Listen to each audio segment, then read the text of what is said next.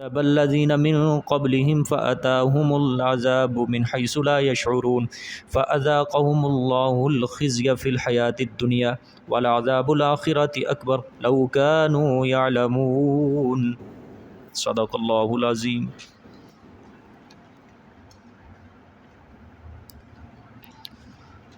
گزشتہ سبق میں اللہ پاک نے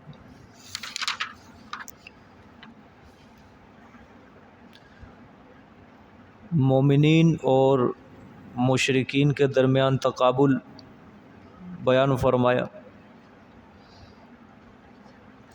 اس کے بعد پھر تخویف اخروی، اور پھر اللہ پاک نے ایک تیسری عقلی دلیل بیان فرمائی کہ الم تر ان اللہ انزل من السماء، کہ آیا تو نے نہیں دیکھا کہ بے شک اللہ آسمانوں سے پانی اتارتا ہے، پھر اس کو چلاتا ہے زمین میں، پھر نکالتا ہے اس پانی کے ذریعے کھیتیاں، اس کے رنگ مختلف ہوتے ہیں، ثم یہیج فتراہ مصفرا، پھر وہ کھیت رونق افزور ہوتی ہے، پھر آخر میں اللہ نے فرمایا ان فی ذلک لذکری لاولی الالباب، کہ اس میں نشانی ہے عقل والوں کے لیے۔ اب افمن شرح اللہ صدرہ للاسلام سے یہاں سے اللہ پاک دوسری مرتبہ مومن اور مشرک کے اوصاف کا تقابل بیان فرمائیں گے۔ مومن اور مشرک کے اوصاف کا تقابل بیان فرمائیں گے یہاں سے۔ افمن شرح اللہ صدرہ للاسلام، آیا پس وہ انسان شرح اللہ، کہ جو کھول دیا اللہ نے صدرہ، اس کا سینہ، للاسلام، اسلام کے لیے، فہو علی نور من ربہ، پس وہ اوپر روشنی کے ہے، نور کے ہے اپنے رب کی طرف سے۔ جس کو اللہ نے اسلام کی سمجھ دی وہ اللہ کی طرف سے کس پر ہے؟ نور پر ہے۔ نور سے مراد ایک صراط مستقیم، اچھا رستہ ہے۔ تقابل اللہ نے یہ بیان فرمایا کہ اللہ نے فرمایا ایک مومن وہ ہے جس نے اسلام اور توحید کی حقانیت کے اندر غور و فکر کیا، جس نے توحید کے دلائل کے اندر غور و فکر کیا۔ اب جب اس نے غور و فکر کیا تو اللہ تعالیٰ نے قبول اسلام کے لیے اس کے سینے کو کھول دیا، اس کے دل کو کشادہ کیا، اور اسلام کی روشنی کو اللہ نے اس کے دل کے اندر کیا کر دیا؟ داخل کر دیا۔ یعنی اللہ پاک نے اس کو ہدایت کی توفیق دی، اس نے ہدایت کو قبول کر لیا، ہدایت قبول کر کے توحید اسلام کی وجہ سے اس کا سینہ کیا ہو گیا؟ روشن ہو گیا۔ تو وہ اپنے رب کی طرف سے کس کے اوپر ہے؟ علی نور من ربہ، کس پر ہے؟ روشنی پر ہے، نور پر ہے۔ اور اللہ نے فرمایا کیا یہ اس سنگ دل کافر کی طرح ہو سکتا ہے کہ جو کافر ہو، مشرک ہو، اس کو اپنے اللہ کی پہچان نہ ہو، اس کے دل کے اوپر مہر جباریت لگ چکی ہو، نافرمان ہے، گناہ گار ہے، اور اس کو حق قبول کرنے کی استعداد سے محروم کر دیا گیا ہے کہ وہ کبھی حق قبول کر ہی نہیں سکتا؟ کہ ایسا سنگ دل کافر مشرک کیا موحد کے برابر ہو سکتا ہے؟ موحد کی طرح ہو سکتا ہے کہ جو موحد اپنے رب کی طرف سے کس پر ہے؟ روشنی پر ہے، اور مشرک کس میں ہے؟ اندھیروں کے اندر ہے، تاریکیوں کے اندر ہے۔ اللہ نے فرمایا ہرگز نہیں۔ فَوَيْلٌ لِّلْقَاسِيَةِ قُلُوبُهُم مِّن ذِكْرِ اللَّهِ، اللہ نے فرمایا کہ پس بربادی ہوگی واسطے ان کے کہ جو سخت ہیں دل ان کے، قلوبہم، بربادی، ویلن کا مطلب بربادی ہوگی واسطے ان کے جو سخت ہیں، قلوبہم، دل ان کے، من ذکر اللہ، کس کے؟ اللہ کے ذکر سے ان کے دل کیا ہیں؟ سخت ہو چکے ہیں۔ ٹھیک ہے، اولئک فی ضلال مبین، یہی لوگ بیچ واضح گمراہی میں ہیں۔ ٹھیک ہے، اب ذرا اس کی گہرائی کے اندر اترے، تفسیر میں نے کر دی ہے۔ افمن شرح اللہ صدرہ للاسلام فہو علی نور من ربہ، بخاری شریف کی روایت ہے۔ من یرید اللہ بہ خیرا یفقہہ فی الدین، کہ جس کے ساتھ اللہ بھلائی کا ارادہ کرتا ہے، خیر کا ارادہ کرتا ہے، اللہ پاک اس کو دین کے اندر سمجھ عطا کرتے ہیں۔ اور جس کو اللہ کے دین کی اسلام کی سمجھ آتی ہے، اللہ کی خیر، اللہ کی بھلائی جو ہے وہ اسی کے ساتھ ہوتی ہے۔ یا جو خود کوشش کرتا ہے اللہ کا دین سمجھنے کے لیے، اسلام سمجھنے کے لیے، سمجھو اللہ اس کے ساتھ کیا ارادہ کر رہا ہے، خیر کا ارادہ کر رہا ہے، بھلائی کا ارادہ کر رہا ہے۔ اور ادھر سے قرآن پاک کی آیت کیا کہتی ہے کہ اللہ نے اس کا سینہ اسلام کے لیے کھول دیا، وہ اپنے رب کی طرف سے روشنی پر ہے۔ معلوم ہوتا ہے جس کو قرآن پاک کی سمجھ نہیں ہے، دین اسلام کی سمجھ نہیں ہے، اپنے دین کی سمجھ نہیں ہے، اللہ کی معرفت نہیں ہے، وہ روشنی کے اوپر نہیں ہے، وہ تاریکیوں کے اندر، اندھیروں کے اندر دھکے کھا رہا ہے، جو کہ سراسر اس کو جہنم کی طرف لے کر جانے والی ہے۔ یہ دنیا کا جو ظاہر ہوتا ہے، شیطان اس کو ایک نافرمان کے سامنے شیطان اس کو سرسبز کر دیتا ہے۔ الدنیا سجن المؤمن و جنت الکافر، کہ دنیا مومن کے لیے قید خانہ ہوتی ہے اور کافر کے لیے کیا ہوتی ہے؟ جنت ہوتی ہے۔ مومن جو ہوتا ہے وہ اس دنیا کو قید خانہ سمجھتا ہے، وجہ کیا اس کی؟ کہ وہ اپنے چاروں جانب جہاں بھی نظر گھماتا ہے اس کو اللہ سے دور کرنے والی چیزیں نظر آ رہی ہوتی ہیں۔ جہاں بھی چاروں طرف وہ نظر دوڑا رہا ہے، کہیں کوئی نافرمانی اللہ کی ہو رہی ہے، کہیں کوئی نافرمانی ہو رہی ہے، کہیں کوئی نافرمانی ہو رہا ہے۔ اور جو متقی ہوتا ہے، پرہیزگار ہوتا ہے، وہ ایسی چیزوں کو دیکھ کر تنگ دل ہوتا ہے۔ وہ سمجھتا ہے کہیں مجھے اس گناہ کے اندر شیطان حملہ کر کے مجھے بھی اس گناہ میں ملوث نہ کر دے، مجھے بھی اس گناہ کے اندر شریک نہ کر دے، جس کی وجہ سے میرا اللہ مجھ سے ناراض ہو جائے۔ اس وجہ سے وہ دنیا کو کیا سمجھتا ہے؟ بولو سارے، قید خانہ سمجھتا ہے، جیل کی کوٹری سمجھتا ہے وہ۔ اور جو ہوتا ہے کافر، نافرمان، اس کے لیے یہ دنیا کیا ہوتی ہے؟ جنت ہوتی ہے۔ وہ سمجھتا ہے جو کچھ بھی میں نے کمانا ہے، جو کچھ بھی میں نے لینا ہے، اسی دنیا سے لینا ہے، میرے لیے جو کچھ بھی ہے وہ یہ دنیا ہی ہے۔ سورۃ الروم کے اندر اللہ نے کتنی خوبصورت بات کہی ہے، کیسی بات کہی ہے، بڑا زبردست اللہ نے زجر بیان فرمایا وہاں۔ یعلمون ظاہرا من الحیات الدنیا، پڑھ کے آئے ہیں آپ پیچھے، وہم عن الآخرۃ ہم غافلون، کہ یہ جو مجھ سے دور ہیں لوگ، یہ صرف دنیا کے ظاہر کو ہی جانتے ہیں بس، کہ اسباب ہوں گے تو جنت ہے ہمارے پاس، اسباب ہوں گے تو سب کچھ ہے ہمارے پاس، اسباب نہیں کچھ بھی نہیں، صرف ظاہر کو دیکھ رہے ہیں کہ میرے پاس یہ ہو، میرے پاس یہ ہو، میرے پاس یہ، اللہ کے دین کی طرف کوئی فکر نہیں کرتا۔ پھر اللہ نے آگے فرمایا وَهُمْ عَنِ الْآخِرَةِ هُمْ غَافِلُونَ، اور وہ آخرت سے بے خبر بیٹھے ہیں۔ یعنی ظاہری بات ہے، جو دنیا میں گھس گیا وہ آخرت سے کیا ہو گیا؟ بے خبر ہو گیا، اور جو دنیا میں رہ کے اللہ کے دین کے رستے پر چلا وہ آخرت سے بے خبر نہیں ہے، وہ آخرت سے دور نہیں ہے۔ یعلمون ظاہرا، پھر اللہ نے فرمایا اولم یتفکروا فی انفسہم، کیا یہ اپنی جانوں کے بارے میں غور و فکر نہیں کرتے؟ کیا یہ اپنی پیدائش میں غور و فکر نہیں کرتے؟ ما خلق اللہ السماوات والارض وما بینہما الا بالحق واجل مسمى، کہ یہ جو آسمان ہے، یہ جو زمین میں نے بنائی ہے، اور جو کچھ اس میں درمیان پیدا کیا ہے، یہ کیا ہمیشہ کے لیے ہے؟ آسمانوں کی ابتدا ہے، زمین کی ابتدا ہے، جو کچھ اس کے درمیان ہے ان سب کی کیا ہوتی ہے؟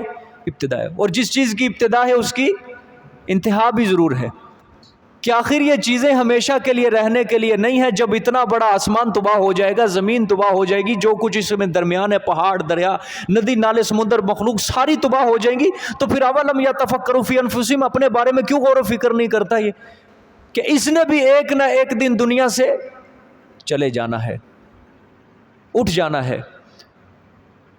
پھر اللہ فرماتے اولم یسیروا فی الارض،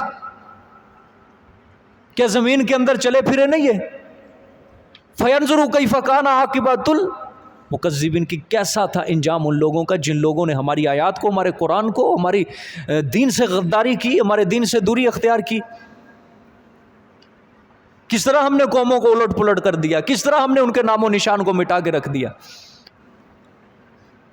تو دین کی جو سمجھ اختیار کرتا ہے دنیا میں رہ کے، تو اللہ اس کا سینہ کیا کر دیتا ہے؟ اسلام کے لیے کھول دیتا ہے۔ اور جس کا سینہ اسلام کے لیے کھل گیا، روشن ہو گیا، وہ اپنے رب کی طرف سے اعلیٰ نور من ربہ ہی، اپنے رب کی طرف سے نور پر ہے۔ پاکستان کی 22 کروڑ آبادی ہے اس وقت، اس آیت کے تحت پرکھو ساری آبادی کو، 22 کروڑ آبادی کو، کہ اللہ کی نظروں میں نور کے اوپر، روشنی کے اوپر کون ہے اس وقت؟ کتنے لوگ ہیں 22 کروڑ میں سے؟ لاکھ ہوں گے، لاکھ بھی ہوں گے، لاکھ بھی، ہزاروں کی تعداد میں۔ 950 سال جس انسان نے تبلیغ کی تھی، اس کے اوپر بھی کتنے لوگ ایمان لائے تھے؟ صرف 80 لوگ ایمان لائے تھے، صرف 80 لوگ ایمان لائے تھے۔ اور 950 سال اس انسان نے تبلیغ کی، یہ اسے انسان کی ہمت ہے، طاقت ہے، اللہ نے جو حوصلہ دیا تھا اس کو۔ اور 80 لوگ صرف کیا لا رہے ہیں؟ ایمان لا رہے ہیں۔ لیکن 950 سال گزر گئے، اللہ پاک نے سیلاب بھیجا نا، عالمی طوفان بھیجا، عالمی طوفان، سیلاب بھیجا۔ دنیا کے اس وقت جو حالات بگڑ رہے ہیں، ابھی تو صدیاں ہی ہوئی ہے نا، 2 صدیاں، صرف 1.5 صدی ہوئی ہے، 2 صدیاں ہوئی ہیں جب سے یہ انگریز ہندوستان میں آئے، قتل و غارت کی زور و شور کے اوپر جاری ہے، اور آج تک اس کا خمیازہ ہم بھگت رہے ہیں۔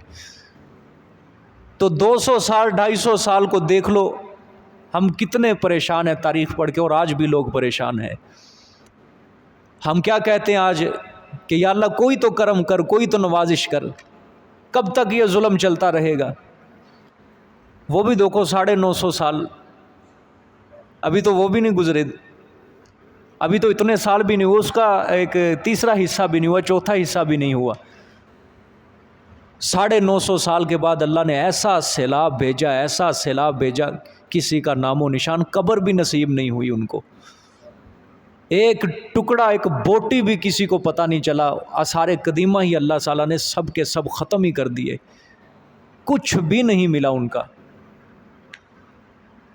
زمین کے اوپر انسان کب تک ہے؟ وہ 1000 سال 2000 سال کب تک رہے گا؟ آخرت کے مقابلے میں 1000 سال بھی کم ہے، 2000 سال بھی کم ہے، کیونکہ آخرت کی جو زندگی ہے وہ ہمیشہ کے لیے ہے، اس کے بعد موت کوئی نہیں ہے۔ حضور صلی اللہ علیہ وسلم کی حدیث ہے، قیامت والے دن اللہ پاک جب جنتیوں کو جنت میں بھیج دیں گے، جہنمیوں کو جہنم میں بھیج دیں گے، تو جہنم پھر بھی فریاد کرے گی کہ یا اللہ مجھے اور بھر، مجھے بھوک لگی ہے، مجھے اور بھر۔ سارے حالانکہ جہنمی جہنم میں چلے جائیں گے، وہ بار بار فریاد کرے گی یا اللہ اور دے مجھے، انسان اور دے مجھے، اور دے۔ اللہ پاک اپنی شان کے مطابق ایڑی اپنی اٹھائیں گے اور جہنم کے اوپر رکھیں گے۔ اللہ کہیں گے ہاں اب تیری بھوک ختم ہوئی ہے کہ نہیں ہوئی؟ وہ جہنم کہے گی یا اللہ اب میری بھوک ختم ہو چکی ہے، بس۔ ادھر سے جنت جو ہے وہ خالی رہ جائے گی۔ حضور صلی اللہ علیہ وسلم نے فرمایا اللہ اور لوگ پیدا کریں گے اور جنت کے اندر اللہ تعالیٰ ان کو داخل کر دیں گے، اس طرح جنت کو بھی اللہ پاک بھر دیں گے۔ سمجھ آئیے؟ وہ آخرت کی زندگی جو گویا کہ وہاں پہ آپ صلی اللہ علیہ وسلم نے فرمایا موت کو اللہ ایک مینڈے کی شکل دے کے اس کو بھی ذبح کر دیں گے، ختم کر دیں گے۔ موت جو ہے، موت اس کو بھی کیا کر دیں گے؟ ختم۔ انسان ہمیشہ کے لیے وہاں پہ رہے گا۔ تو یہ جو صحبت ہے نا، دین کی صحبت، یہاں پہ بیٹھے ہیں، یہاں پہ دل کی کیفیت انسان کی بدل جاتی ہے، لیکن جو ہی وہ دنیا کے اندر جاتا ہے وہ پھر دماغ خراب ہو جاتا ہے، پھر وہ جو قرآن کے اندر آیتیں پڑھی ہوتی ہیں کیا ہو جاتی ہیں؟ نکل جاتی ہیں۔ وہ چند آیات جو عشاء کے بعد ہم نے پڑھی تھی، اللہ پاک نے کیا درس دیا تھا، وہ ختم ہو جاتا ہے، دل کے اوپر اس کا اثر کیا ہوتا ہے؟ ختم ہو۔ وجہ کیا ہے اس کی؟ یہی دنیا کی چالاکی ہے، یہی دنیا جو ہے انسان کے دل سے اللہ کی محبت کو نکالتی ہے۔ تو ہر وقت جو فکر آخرت رکھنا نا دل میں، یہ بڑا مشکل کام ہے۔ آپ صلی اللہ علیہ وسلم مسجد نبوی میں تشریف لائے، صحابہ اکرام ہنس رہے تھے، اور جب آپ صلی اللہ علیہ وسلم نے ان کو ہنستے دیکھا، حالانکہ صحابہ سے بڑا کون فکر آخرت کرنے والا تھا، جب ان کو دیکھا تو آپ صلی اللہ علیہ وسلم نے فرمایا جو میں دیکھ رہا ہوں اگر وہ تم دیکھ لو تو تم ہنسو گے کم اور روو گے زیادہ، روو گے زیادہ۔ اور صحابہ خود فرماتے ہیں کہ آپ صلی اللہ علیہ وسلم زندگی میں کبھی کہکا لگا کر نہیں ہنسے تھے، یہ آیت کے اندر دیکھو فویل للقاسیۃ قلوبہم من ذکر اللہ. اب سمجھو کہ اللہ نے فرمایا جو دل کے سخت ہوتے ہیں نا ان کے دل اللہ کے ذکر سے، ایسے لوگوں کے لیے کیا ہوگی؟ بربادی ہوگی. اب ظاہری بات ہے جو اللہ کا کلام سننا، اللہ کا دین سمجھنا، اس کو رسول اللہ صلی اللہ علیہ وسلم کی حدیث کو سننا سمجھنا گوارا نہیں کرتا، اس کا دل کیا ہے؟ بولو سارے، سخت ہے. اور آج آپ دنیا میں اندازہ کر لو، آپ تو پھرتے رہتے ہیں ادھر ادھر، لوگ اللہ کا نام سننا بھی گوارا نہیں کرتے ہیں. لوگ محمد عربی صلی اللہ علیہ وسلم کی حدیث سننا بھی گوارا نہیں کرتے ہیں. آپ کسی محفل کے اندر قرآن کی بات سنائیں گے وہ کہیں گے یار چھڈ پرا اور کوئی گل کر. آپ کسی مجلس کے اندر حضور صلی اللہ علیہ وسلم کی حدیث سنائیں گے، لوگ کہیں گے چھوڑو یار کون سی باتیں شروع کر لی ہیں، مولوی والی باتیں، کوئی اور کام شروع کرو. ہوتا ہے کہ نہیں؟ کیوں ان کے دل سخت ہو گئے؟ کیوں سخت ہو گئے؟ کبھی انہوں نے دین کی طرف اپنے دل کو راغب ہی نہیں کیا، کبھی انہوں نے اللہ کے دین کو سمجھا ہی نہیں ہے. دنیا کی موج مستی ٹھاٹ باٹ کے اندر رہ رہ کے ان کے دل سخت ہو چکے ہیں. آپ صلی اللہ علیہ وسلم کے بارے میں صحابہ کرام فرماتے ہیں کہ آپ کبھی کہکا لگا کر نہیں ہنسے تھے زندگی میں. ہنسنے کے دوران جو آواز پیدا ہوتی ہے نا کہکہا، وہ کبھی آپ صلی اللہ علیہ وسلم نہیں ہنسے. اور حضور نے فرمایا جو زیادہ ہنستا ہے اس کا دل مردہ ہو جاتا ہے، پھر وہ حق کی بات بھی نہیں سنتا. کیونکہ اللہ کی بات کے اندر کیا ہوتا ہے؟ تھوڑا سا رونا دھونا ہوتا ہے. اس میں دل کیا ہوتا ہے؟ نرم ہونا ہوتا ہے. اس میں دل کی کیفیت بدلنی ہوتی ہے. اس میں دل کو کیا ہونا ہوتا ہے؟ اداس ہونا پڑتا ہے. اس بات کے اندر اللہ کی بات کے اندر کیا ہوتی ہے؟ فکر آخرت ہوتی ہے. اللہ کی بات کے اندر جہنم کا عذاب ہوتا ہے، فکر آخرت ہوتی ہے، اللہ کی رضا ہوتی ہے، محمد صلی اللہ علیہ وسلم کا رستہ ہوتا ہے. اس طرف انسان بالکل سوچنا سننا اس بات کو گوارا نہیں کرتا. دنیا کی موج مستی کے اندر پڑ کے کبھی کسی سے مذاق، کبھی کسی سے ہنسی، کبھی کسی سے کھیل، کبھی کسی سے تماشا، اس کا دل کیا ہو چکا ہے؟ بجھ چکا ہے. اور دل کیا ہو گیا ہے اس کا؟ سخت ہو گیا. صحابہ بس اتنا فرماتے ہیں، روایات کے اندر آتا ہے کہ آپ صلی اللہ علیہ وسلم کبھی ہنسے بھی ہیں نا زندگی میں، صرف آپ کے جو دانت ہیں اوپر والے وہ نظر آئے ہیں. یہ جو داڑھیں ہوتی ہیں نا اول جو ہے انسان تھوڑا سا سے یہ کیا ہو جاتے ہیں؟ واضح ہو جاتے ہیں. صرف آپ نے تبسم کا اظہار کیا ہے، زیادہ سے زیادہ جو ہنسے ہیں. ایک تبسم ہوتا ہے، ہونٹ بند ہی ہوتے ہیں، انسان تھوڑے سے اس کو چڑھائی میں رکھتا ہے، اس کو کہتے ہیں تھوڑا سا مسکرا دینا. اور اس سے بھی اگلا جو درجہ ہے صرف دانت نظر آئیں اور کہکا نہ لگے، یہ تبسم کہا جاتا ہے اس کو. بس اتنا ہنسے آپ صلی اللہ علیہ وسلم، مسکراہٹ، کہکا نہیں آپ صلی اللہ علیہ وسلم لگا کے کبھی ہنسے. کیوں؟ انسان کا دل کیا ہوتا ہے؟ بولو، مردہ. اور آپ دیکھ لو جن لوگوں کو زیادہ ہنسنے کی عادت ہے، بات بات کے اوپر ہر وقت وہ تیار رہتے ہیں، کبھی میں کوئی شغل کروں، کبھی کوئی میلہ کروں، کبھی کیا کروں، ان کے دل سخت ہو جاتے ہیں. سختی سے مراد کیا ہے؟ قرآن وہ نہیں کہہ رہا کہ غصے کا اظہار، سختی کوئی بات نہ، سختی کا اظہار. سختی قرآن جو کہہ رہا ہے نا وہ اللہ کا ذکر سننا پسند نہیں کرتے، قرآن اس چیز کا مطالبہ کر رہے. قرآن اس چیز کا مطالبہ کر رہے کہ وہ اللہ کی بات نہیں سنتے، اللہ کی بات کو مانتے نہیں ہیں، رسول کی بات نہیں سنتے. وہ اس معنی کے اندر قرآن سخت کہہ رہا ہے. وگرنہ سخت کے طبیعت کے تو حضرت عمر تھے، سخت طبیعت کے تو خالد بن ولید بھی تھے، سخت طبیعت کے کتنے صحابہ کرام تھے. اللہ خود کہہ رہا ہے شداء علی الکفار، کافروں پہ سختی کرنے والے ہیں یہ صحابہ کرام. قرآن اس معنی میں یہ سخت نہیں کہہ رہا. کس معنی میں سختی کہہ رہا ہے کہ پیچھے دیکھو افمن شرح اللہ صدرہ للاسلام، ٹھیک ہے، فہو علی نور من ربی فویل للقاسیۃ قلوبہم من ذکر اللہ. کہ ظاہری بات ہے جو دل کا نرم ہوگا، جس نے اللہ کی بات کو سن لیا، رسول کی بات کو سن لیا اور اس کو اپنے دل کے اندر جگہ دے دی، وہ دل کا کیا ہے؟ نرم. اور جس نے دل سخت کیا اس کا دل کیا ہو گیا ہے؟ جس نے اللہ کی بات نہیں مانی، رسول کی بات کو سننا گوارا نہیں کیا اور آگے سے ماتھے کے اوپر تیوری چڑھاتا ہے، دل کے اندر خیال کرتا ہے کہ کب یہ بات ختم ہو، کب یہ بات ختم ہو، کب یہ مجلس ختم ہو. اور آپ نے دیکھا نیک مجلس جب لگی ہوتی ہے لوگ باتیں کر رہے ہوتے ہیں اونچی اونچی کہ کب ختم ہوگی، کب ختم ہوگی، کب ٹائم ختم ہوگا. وجہ کیا ہے؟ دل سخت ہو گئے ہیں دنیا میں رہ کے، دل سخت ہو چکے ہیں. من یحرم الرفق یحرم الخیر کلہ، جو شخص نرمی سے محروم ہو گیا وہ ساری بھلائیوں سے محروم کر دیا جاتا ہے. حدیث ہے یہ آپ صلی اللہ علیہ وسلم، اور یہ اسی کی تشریح. من یحرم الرفق یحرم الخیر کلہ، جو نرمی سے محروم ہو گیا وہ ساری بھلائیوں سے کیا ہو گیا؟ محروم ہو گیا. وہ دین سے محروم ہو گیا، اسلام سے محروم ہو گیا، اللہ کی بات سننے سے محروم ہو گیا، رسول کی بات سننے سے محروم ہو گیا ہے وہ. اور اسی طرح دنیا کی موج مستی دل میں رکھتا ہوا اپنی روح کیا کر دے گا؟ فرشتے کے ہاتھ میں دے دے گا اور قبر میں جا کے خالی ہاتھ وہاں پہ لیٹا ہوگا. سمجھ آ رہی ہے کہ نہیں بات؟ تو حدیث یاد کر لو، من یحرم الرفق یحرم الخیر کلہ، جو نرمی سے محروم ہو جاتا ہے وہ کس سے محروم ہو جاتا ہے؟ ساری بھلائیوں سے محروم ہو جاتا ہے.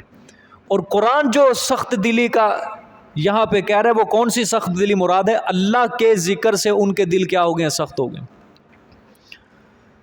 تسبیح کرنے کا دل نہیں کرتا اس کا، اللہ سے دعا مانگنے کا دل نہیں کرتا اس کا. حالانکہ اللہ کیا کہتے ہیں کہ جو مجھ سے مانگتا ہے میں خوش ہوتا ہوں، جو مجھ سے نہیں مانگتا میں اس سے کیا ہوتا ہوں؟ ناراض ہوتا ہوں. ہم دنیا والوں سے مانگ کے خوش ہوتے ہیں اور اللہ سے مانگتے ہوئے کتراتے ہیں. وجہ کیا ہے؟ ادھر سے ارجنٹ نہیں ملنا، ادھر سے ارجنٹ مل جانا ہے. ادھر سے ذلیل ہونا ہے، ادھر سے رسوا ہونا ہے. وہاں سے عزت کا نہیں مانگنا، وہ عزت والا، وہ کرم والا وہ نہیں مانگنا. وہاں جا کے ذلیل اور رسوا ہو کے وہاں ہاتھ پھیلا لینے ہیں.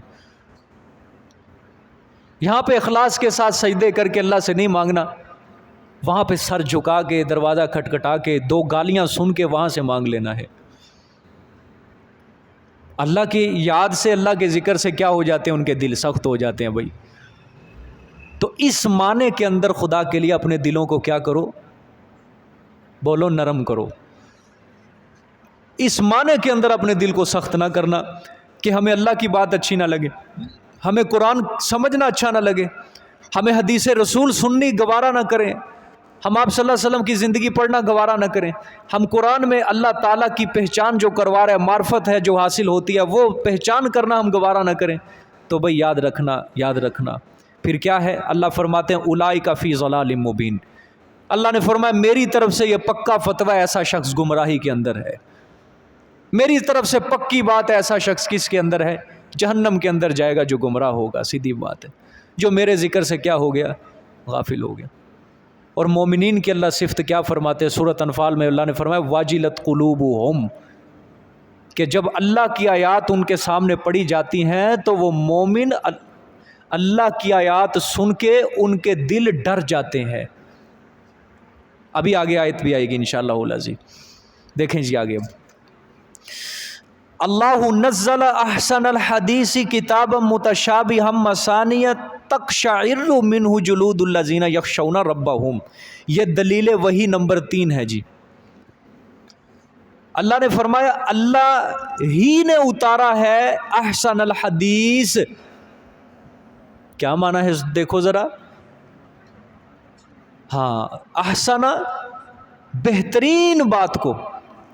کون سی بات؟ کتابن، یہ تفسیر ہے.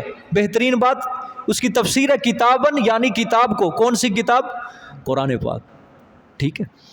آگے متشابہم مثانیہ، متشابہن ملتی جلتی دہرائی ہوئی بات. یہ متشابہن، یہ اس کا تعلق جو ہے احسن الحدیث سے ہے. ملتی جلتی، مثانیہ دہرائی ہوئی، بار بار دہرائی ہوئی.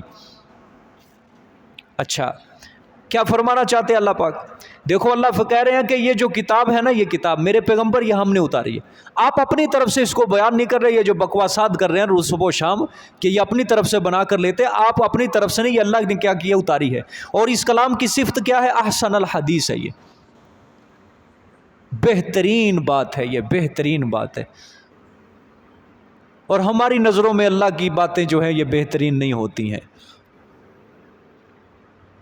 یہاں پہ چونکہ اللہ پاک دنیا کی تردید کرتے ہوتے ہیں، قرآن پاک میں چونکہ اللہ پاک دنیا کی ذلت اور رسوائی کو بتا رہے ہوتے ہیں، یہاں پہ اللہ پاک دنیا کا حقیر ہونا اس کو ثابت کر رہے ہوتے ہیں، اور اس وجہ سے لوگ اس کو حسن الحدیث نہیں سمجھتے۔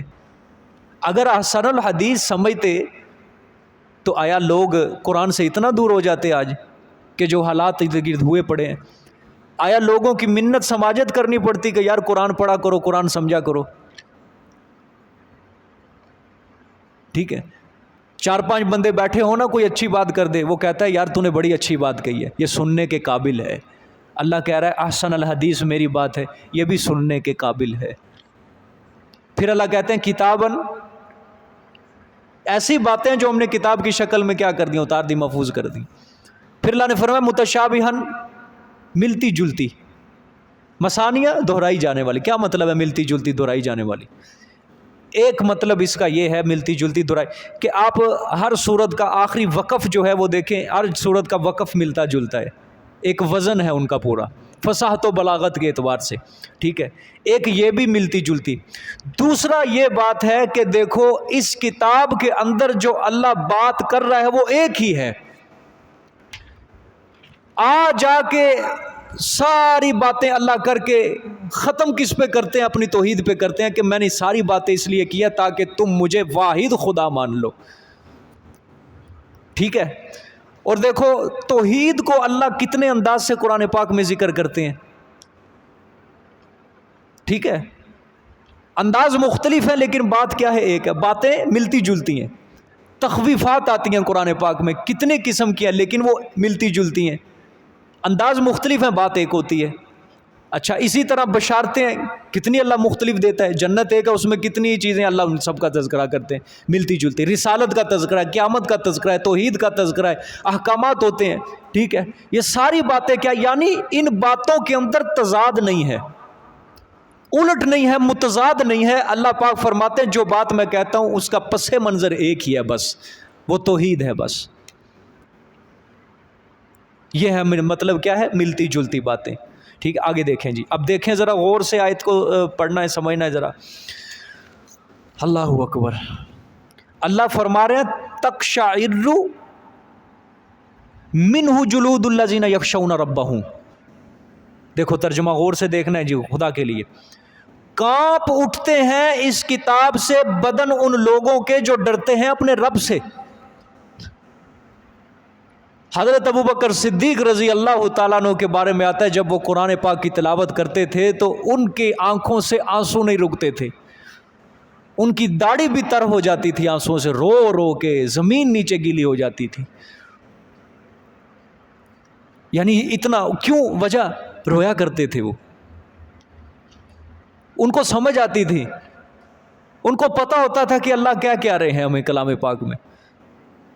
انہوں نے دنیا کے ظاہر کے اوپر نظر نہیں رکھی، انہوں نے دنیا کے باطن کو دیکھا کہ اس کے پیچھے ہم جو ذلیل ہوں گے نا وہ ہمیشہ کے لیے نہیں ہے، ہمیشہ کی زندگی آخرت کی ہے، اس کے بارے میں سوچو۔ اور وہ اپنے آپ کو قرآن کی نظروں میں کامیاب بنا کے گئے ہیں۔ اللہ نے فرمایا جو اس کے اپنے رب سے ڈرتے ہیں نا ان کے کیا اٹھتے ہیں؟ کانپ اٹھتے ہیں ان کے بدن۔ یا ایک مطلب یہاں پہ یہ بھی لکھا ہوگا بال کھڑے ہو جاتے ہیں، رونگٹے، وہی مطلب ہے نا کہ جب بدن کانپتا ہے تو رونگٹے کیا ہوتے ہیں؟ کھڑے ہوتے ہیں۔ بال اس کو کیا کہ رونگٹے کھڑے ہو جاتے ہیں، بال کھڑے ہو جاتے ہیں، یعنی بدن ان کا کانپ جاتا ہے۔ سمجھ آ گئی؟ یعنی اتنی کیفیت قرآن پاک ان کی بیان کر رہا ہے جو اپنے رب سے ڈرتے ہیں۔ اب قرآن کی نظروں میں ہے، ہر انسان پرکھے یار ہمارے دل میں اللہ کا کتنا خوف ہے، کتنا ڈر ہے، کہ جب ہم قرآن پڑھتے ہیں یہ کیفیت کیا ہماری بنتی ہے؟ کیا یہ کیفیت ہمارے دل کی بنتی ہے؟ یا ہم وقت کو ضائع کر کے چلے جاتے ہیں کہ جس طرح آئے تھے بیٹھے تھے اور اسی طرح اٹھ کے چلے گئے، ہم نے سوچ ادھر ادھر بنو کے چلے گئے، کوئی آیا سو کے پھر چلا گیا گھر کو، ٹھیک ہے، اپنے کاروبار کا حساب لگا کے چلو بھی چلا گیا، وہ یخشون ربہم کے اندر تو داخل نہیں ہوگا پھر، کیونکہ قرآن پاک کیا کہہ رہا ہے؟ تقشعر منہ جلود الذین یخشون ربہم۔ یہ کتاب، اس کی آیتیں سن کے ان کے بدن کیا ہو جاتے ہیں؟ کانپ جاتے ہیں، کھڑے ہو جاتے ہیں۔ پھر ثم تلین جلودہم وقلوبہم الی ذکر اللہ. اب پھر دیکھو اس سے بھی آگے اللہ پاک کہتے ہیں پھر نرم ہو جاتے ہیں چمڑے ان کے، جلودہم چمڑے ان کے، وقلوبہم اور دل ان کے اللہ کی یاد کی طرف. ان کا دل ایسا لگتا ہے اللہ کی یاد میں، ایسا لگتا ہے وہ کہتے ہیں بس ہم نے یہی کام کرنا ہے اور ہم نے کوئی کام کرنا ہی نہیں ہے، ہم نے بس اللہ کو یاد کرنا ہے، ہم نے بس اللہ کا ذکر ہی کرنا ہے. ان کے دل کیا ہو جائے؟ ثم تلینہم جلودہم. اب آئی نا وہ بات، نرم ہو گئے. نرمی سے کیا مراد ہے کہ ان کا دل کہاں لگ گیا ہے؟ ذکر میں لگ گیا ہے، نیک صحبت کے اندر لگ گیا ہے. اور پیچھے اللہ نے کیا بات کی تھی؟ فویل للقاسیۃ قلوبہم من ذکر اللہ، کہ ان کے دل اللہ کے ذکر سے کیا ہو جاتے ہیں؟ سخت ہو جاتے ہیں، گویا ان کا دل ہی نہیں لگتا نیک صحبت کے اندر. اور یہاں پہ اللہ کیا کہہ رہے ہیں کہ جن کے دل نرم ہو جاتے ہیں، ان کے دل اللہ کی صحبت میں، اللہ کے ذکر میں نرم ہو جاتے ہیں، ان کا دل لگنا شروع ہو جاتا ہے. آتا نہیں حدیث کے اندر کہ حضرت حنظلہ کے بارے میں آیا، آپ کو روایت سنائی تھی کہ جب اٹھ کے گئے تھے گھر میں دنیا کی باتیں کرنے لگ گئے. حالانکہ وہ اتنی غفلت نہیں اختیار کرتے تھے صحابہ اکرام فکر آخرت. یہ جائز ہے دنیا کی بات، بیوی سے ذرا بندہ دکھ سکھ کر لے، یہ تو جائز ہے. لیکن وہ اس کو بھی کیا کہہ رہے ہیں؟ وہ کہتے ہیں کہ حنظلہ منافق ہو گیا، حنظلہ منافق ہو گیا. اپنے گھر سے دوڑ کے یہی نعرہ لگاتے لگاتے آپ کی صحبت میں گئے تھے وہ، کہ یا اللہ یہ میرا دل آپ کی صحبت میں بیٹھ کے اس کی کیفیت اور تھی، فکر آخرت تھی، اور تھوڑا سا میں آپ سے دور ہٹاؤں میری دل کی کیفیت کیا ہو گئی؟ حنظلہ منافق ہو گیا، حنظلہ منافق ہو گیا. سمجھ آئیے بات؟ یعنی اس طرح یہ کیفیات بدلتی ہیں. اللہ فرما رہے ثم تلین جلودہم وقلوبہم الی ذکر اللہ، کہ پھر نرم ہو جاتے ہیں ان کے بدن، ٹھیک ہے، چمڑے ان کے، وقلوبہم الی ذکر اللہ، اور دلیں ان کی طرف اللہ کی یاد کے. وہ کہتے ہیں یہ صحبت ختم ہی نہ ہو، وہ کہتے ہیں یہ کلام کبھی ختم ہی نہ ہو. حضرت عثمان بن مظعون، غالباً عثمان بن مظعون رضی اللہ تعالیٰ عنہ، روتے ہوئے آپ صلی اللہ علیہ وسلم کی خدمت میں آئے، گھر سے دوڑ کے روتے ہوئے. آپ نے فرمایا رو کیوں رہا ہے؟ کوئی جواب نہیں دیا، پھر رو رہا ہے. پھر آپ نے پوچھا وہ رو کیوں رہا ہے؟ بول تو صحیح اللہ کے بندے، رونے دھونے سے کیا ہوگا، بول تو صحیح. وہ پھر روئی جا رہے.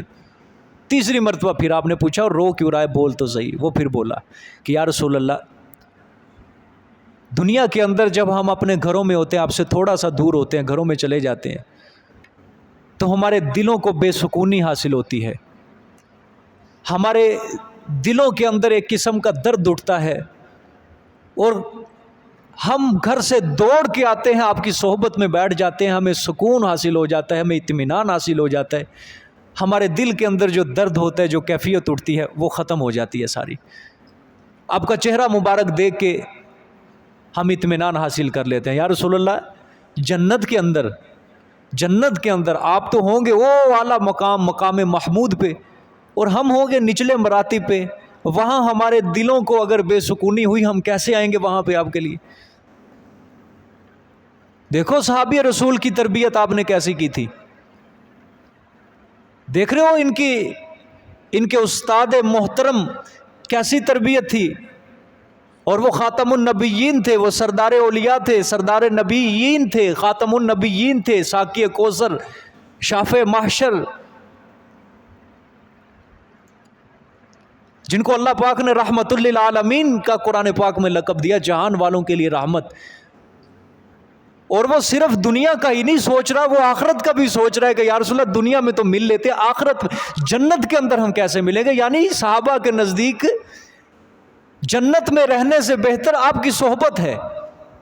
اسی لیے وہ کہہ رہے ہیں کہ جنت میں اگر بے سکونی حاصل ہوئی تو پھر وہاں آپ کی صحبت ہے، وہاں آپ سے ہم کیسے ملیں گے؟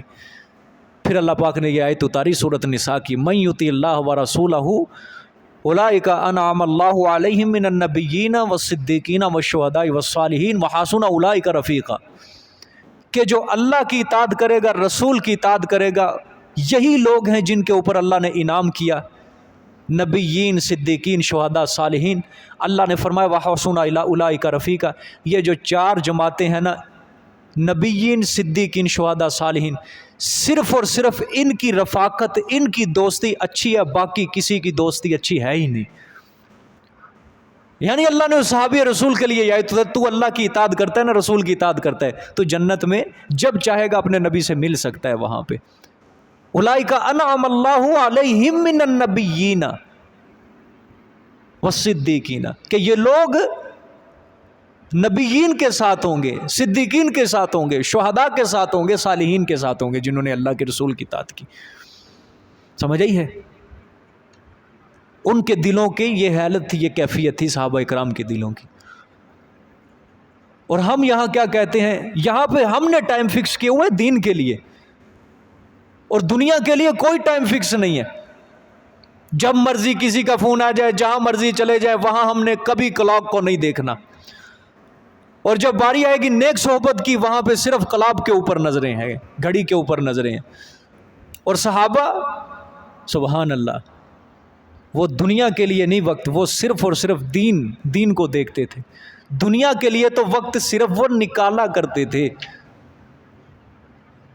اور ہر وقت وہ نیک صحبت میں بیٹھا کرتے تھے.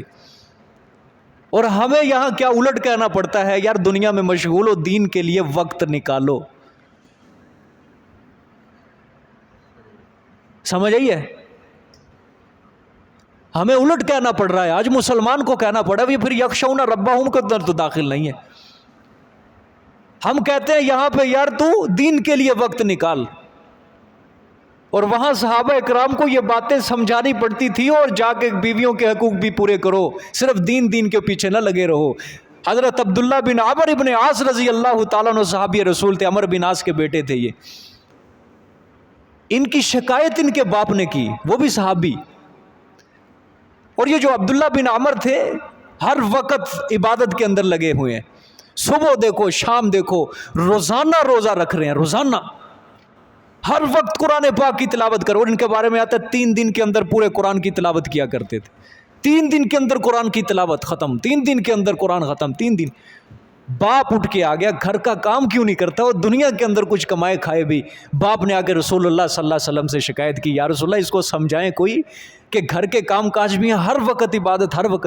دیکھو صحابی کی شکایت صحابی خود لگا رہا ہے، باپ لگا رہا ہے بیٹے کی شکایت. آپ صلی اللہ علیہ وسلم نے عبداللہ کو بلایا، اس کو کہا عبداللہ مجھے بھی دیکھ، میں بھی اپنی بیویوں کے حقوق پورے کرتا ہوں، میں سوتا بھی ہوں، میں اٹھتا بھی ہوں، اور سب سے زیادہ مجھے اللہ کا خوف ہے. اس کو آپ نے سمجھایا کہ بیوی کے حقوق بھی پورے کرو، اولاد کے حقوق بھی پورے کرو. یہ بھی اللہ نے کیا دیے ہیں؟ فرائض منعقد کیے ہیں ہمارے اوپر. یعنی ان کو دنیا کے لیے کہا کرتا، دنیا کے لیے وقت نکالو تم دین سے. یہاں پہ الٹ ہو گیا کام سارا.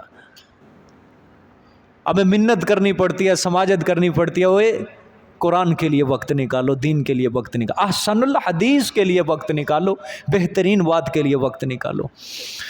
اللہ اکبر. ثم تلین جلودہم وقلوبہم الی ذکر اللہ، پھر نرم ہو جاتے ہیں ان کے چمڑے اور دل ان کے اللہ کی یاد کی طرف. اللہ نے فرمایا ذالک ھدی اللہ، یہ کتاب ہدایت نامہ ہے کس کا؟ اللہ کا. یہدی بہ من یشاء، رہنمائی کرتا ہے ساتھ اس کے جس کی چاہتا ہے. جو کتاب پڑھے گا اللہ کے ہدایت نامے کو اپنے دل میں جگہ دے گا، اللہ اس کی کیا کرے گا؟ رہنمائی کرے گا، اللہ اس کو ہدایت کی توفیق دے گا. وَمَن يُضْلِلِ اللَّهُ فَمَا لَهُ مِنْ هَادٍ، جو نہیں پڑھے گا قرآن، جو ہدایت نامے کو نہیں سمجھے گا اور جس کو گمراہ کر دیا اللہ پاک نے، فَمَا لَهُ مِنْ هَادٍ، پس نہیں ہے کوئی بھی اس کے لیے ہدایت دینے والا. 1000 مولوی اس کی منت سماجت کر لیں، بابا آجا دین کی طرف آجا. جس کے دل پہ اللہ نے مہر لگا دی ہے، اللہ نے فرمایا ایسے شخص کو تم کبھی بھی ہدایت نہیں دے سکتے، کوئی بھی ہدایت نہیں دے سکتا. ٹھیک ہے، آگے دیکھیں. افمن یتقی بوجہہ سوء العذاب یوم القیامہ وقیل للظالمین ذوقوا ما کنتم تکسبون. اب یہ پھر مومن اور کافر کے اندر تیسری مرتبہ یہ ان کے اوصاف میں تقابل اللہ پاک نے فرمایا، تیسری مرتبہ. ٹھیک ہے، غور سے دیکھنا ہے جی. آیا پس وہ انسان جو بچاؤ حاصل کرے گا ساتھ اپنے بوجہ ہی، منہ کے، چہرے کے، سوء العذابی، برے عذاب سے، یوم القیامہ، کب؟ قیامت کے دن. وقیل للظالمین ذوقوا ما کنتم تکسبون، اور کہا جائے گا واسطے ظلم کرنے والوں کے چکھو تم وہ جو تم کیا کرتے تھے دنیا میں ظلم کرنے. یہ تخویف اخروی ہے, ٹھیک ہے جی. اچھا کیا مثال اللہ پاک نے دیکھو, اللہ نے فرمایا کہ آیا پس وہ انسان جو بچائے گا اپنے چہرے کو برے عذاب سے قیامت کے دن, اپنے چہرے کو برے عذاب سے قیامت کے دن بچائے گا. انسان اپنے چہرے کو آفات سے, کوئی ایسی چیز جو اس کی طرف آ رہی ہے جو اس کے چہرے کو کیا پہنچائے گی, نقصان پہنچائے گی, اپنے چہرے کو آفات سے بچانے کے لیے ہاتھوں کا سہارا لیتا ہے. ٹھیک ہے, مثال کے طور پہ چھوٹے بچے کو جب ایسے کریں نا تھپڑ دکھائیں, وہ فوراً اپنا ہاتھ کہاں رکھتا ہے, منہ پہ رکھ لیتا ہے, یا پاؤں رکھتا ہے اپنے منہ پہ, کیا رکھتا ہے, ہاتھ رکھتا ہے, ہاتھ سے بچاتا ہے. اللہ پاک نے فرمایا وہ انسان جو اپنے چہرے کو برے عذاب سے بچائے گا قیامت کے دن. یہاں تو ہاتھوں کا اللہ نے تذکرہ ہی نہیں کیا. کیوں؟ کیونکہ جو جہنم کے اندر جائے گا وہ قیدی بن کے جائے گا, اور قیدیوں کے ہاتھ کھلے نہیں چھوڑے جاتے, قیدیوں کے ہاتھ باندھے جاتے ہیں. اور جو جہنمی ہوں گے ان کے ہاتھ پھر یوں نہیں باندھے جائیں گے, ان کے ہاتھ یوں باندھے جائیں گے. اللہ کس طرح کہتے ہیں قرآن پاک میں, منہ کے بل گھسیٹ کے جہنم میں داخل کیا جائے گا. اللہ نے فرمایا ان جہنمیوں کو عذاب ایسے آئے گا کہ یہ اپنے چہرے کو ہاتھوں سے بچا ہی نہیں سکتے.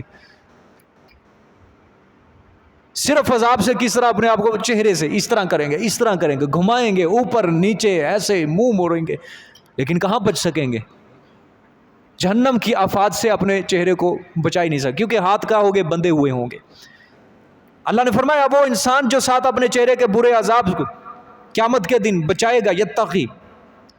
تو اللہ نے فرمایا کیا جہنم کی بھڑکتی آگ کے شعلوں میں گھرا ہوا انسان اس مومن کی مانند ہو سکتا ہے جس کے لیے ہم نے عذاب جہنم سے حفاظت اور جنت میں داخلے کے لیے ہم نے ارادہ کر لیا کہ ایسا مشرک انسان, جہنمی انسان کیا موحد کے برابر ہو سکتا ہے؟ کبھی نہیں ہو سکتا. ہاں ایسے مشرک کو ہم کل قیامت والے دن کہیں گے کہ ذوقوا ما کنتم تکسبون, کہ جاؤ چکھو دنیا کے اندر جو تم کیا کرتے تھے نا, الٹے سیدھے کام, شرک کفر, میری ذات صفات میں دوسروں کو شریک کیا کرتے تھے, نافرمانیاں کیا کرتے تھے, جاؤ جہنم کے اندر جاؤ تم سارے. اچھا کافروں کے ساتھ اللہ کا معاملہ قیامت والے دن غضب والا ہوگا.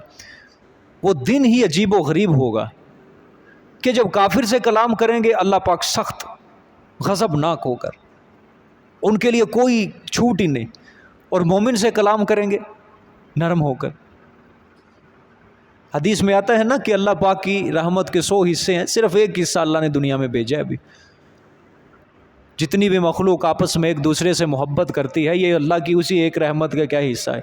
اور قیامت والے دن اللہ پاک اس ایک رحمت کو جو دنیا میں بھیجی ہے اپنے 99 حصوں کے ساتھ ملا کر مومنین کے اوپر شفقت والا معاملہ کریں گے, مومنین کے ساتھ شفقت والا معاملہ کریں. تو گویا مومنوں کے ساتھ انداز کلام اللہ کا اور ہوگا, اور مشرکوں کے ساتھ اللہ کا انداز کلام غصے والا اور غضب والا ہوگا. دیکھو نا یہ غضب ہے. وقیل للظالمین ذوقوا ما کنتم تکسبون, کوئی لمبی چوڑی بات نہیں ہے, ٹھیک ہے, کوئی گول مول بات نہیں ہے, جاؤ چکھو جو دنیا میں کیا کرتے تھے. وجہ کیا ہے, لمبی چوڑی بات کیوں نہیں کی؟ کیونکہ وہاں سمجھانے کی ضرورت ہی نہیں ہوگی, کیوں, سمجھ آ جائے گی وہاں پہ. اللہ قرآن میں کہتا نہیں ہے جب دیکھیں گے نا قیامت کے جہنم کا عذاب سب کچھ مان جائیں گے. اور ظاہری بات ہے پیغمبر ڈراتے تھے عذاب سے, نہیں مانتے تھے, وہاں پہ سب کچھ پتہ چل جائے کہ ہاں وہ جو پیغمبر ڈراتے تھے وہ سامنے یہی عذاب ہے. اس لیے اللہ کہیں گے جو دنیا میں کمایا کرتے تھے وہ جاؤ چکھ لو, وہ سامنے جہنم کی آگ بھڑک رہی ہے, جاؤ وہاں داخل ہو جاؤ. کذب الذین من قبلہم فاتاہم العذاب من حیث لا یشعرون. اللہ نے فرمایا جھٹلایا ان لوگوں نے جو ان سے پہلے گزرے. فاتاہم العذاب من حیث لا یشعرون, پس آیا ان کے پاس عذاب ایسی جگہ سے جو نہ جانتے تھے وہ. ٹھیک ہے جی جواد بھائی, یہ کیا ہے آیت کا نام اس کا؟ شاباش.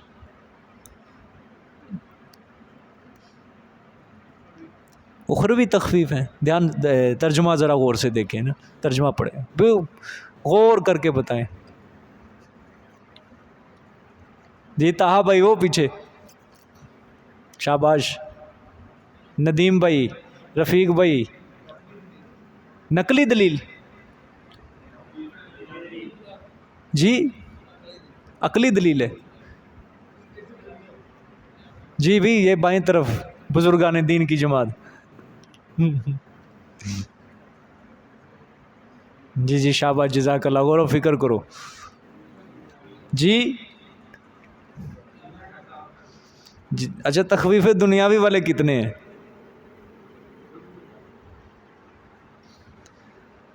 1 2 3 4 5 6 بس. عقلی دلیل یہ کس طرح ہے؟ دیکھو عذاب کا لفظ بھی آ رہا ہے, من حیث لا یشعرون بھی آ رہا ہے, اور پھر کذب الذین من قبلہم فاتاہم العذاب بھی آ رہا ہے. عقلی دلیل میں تو ایسی چیزیں نہیں ہوتی نا. ہاں یہ تخویف دنیاوی ہے. یہ دیکھو نا, اللہ صاف کہہ رہے ہیں جھٹلایا ان لوگوں نے جو ان سے پہلے گزرے, پس آیا ان کے پاس عذاب ایسی جگہوں سے جو وہ جانتے ہوئے. اللہ ڈرا رہے ہیں کہ اگر تم جو کام کر رہے ہو نا, تم کون سا بچ جاؤ گے. کہ دنیا کے اندر ان قوموں کے اوپر عذاب آیا تو تم بھی شرک کر رہے ہو, وہی کام کر رہے ہو جو وہ کرتے تھے, جس کی وجہ سے ان کے اوپر عذاب بھیجا. تو اگر تم کرو گے تمہارے اوپر بھی دنیا میں کیا آ سکتا ہے, عذاب آ سکتا ہے. یہ تخویف دنیاوی ہے. ٹھیک, اس پہ اب ذرا آئندہ غور کیا کرنا ہے. تخویف اخروی کا تو سب کو پتہ چل گیا ہے نا. اب تخویف دنیاوی کو ذرا غور میں لانا ہے. یہ کون سی ہوتی ہے تخویف, سمجھ آ گئی؟ کچھ اب ہاتھ پاؤں مارو, نماز پڑھتے وقت کچھ نہ کچھ پتہ چل جاتا ہے ساتھیوں کو کہ یہ تخویف ہے, یہ بشارت ہے. کس کس کو چلتا ہے پتہ؟ کسی کو بھی نہیں ابھی تک پتہ چلتا. جب قرات ہوتی ہے امام صاحب کرتے ہیں کہ یہ بشارت ہو رہی ہے, یہ تخویف اللہ سنا رہے ہیں, اور جب جہنم کا لفظ آ جائے بندہ اتنا سمجھ لے یہ تخویف ہے. جب جنت کا آ جائے پھر بندہ اتنا ہی سمجھ لے یہ بشارت ہے.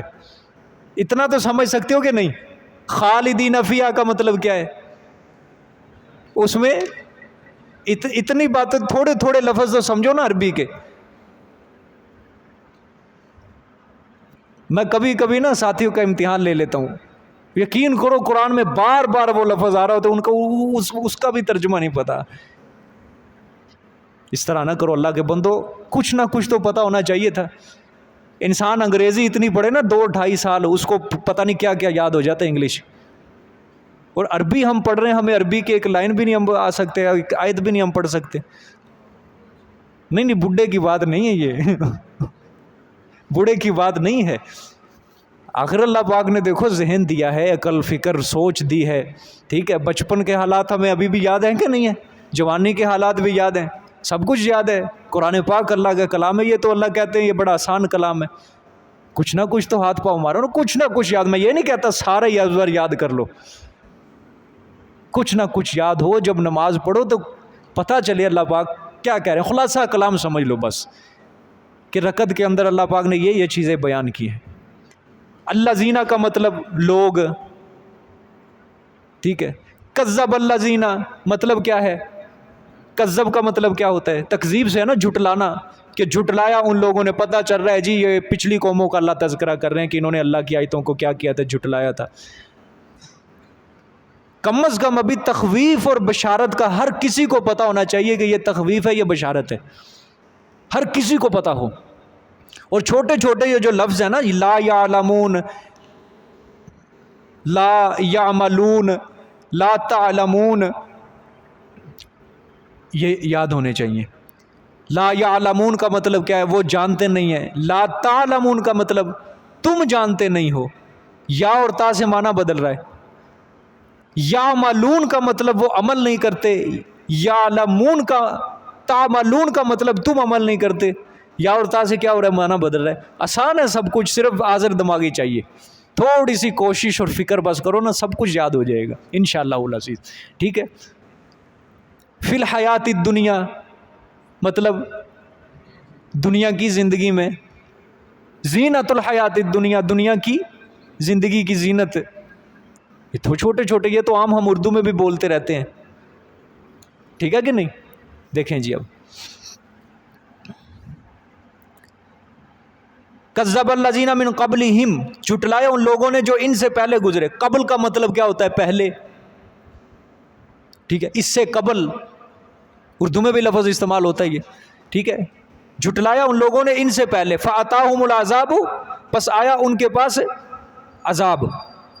ٹھیک ہے، من حیث لا یشعرون، ایسی جگہوں سے جو جانتے بھی نہیں تھے. اور ایسی واقعی بات ہے، اللہ قرآن میں کہتے ہیں صبح دوپہر رات آرام کے وقت ہم نے عذاب دیا تھا، جانتے ہی نہیں تھے کہاں سے آ گیا یہ، کہاں سے آ رہا ہے کسی نہیں پتا.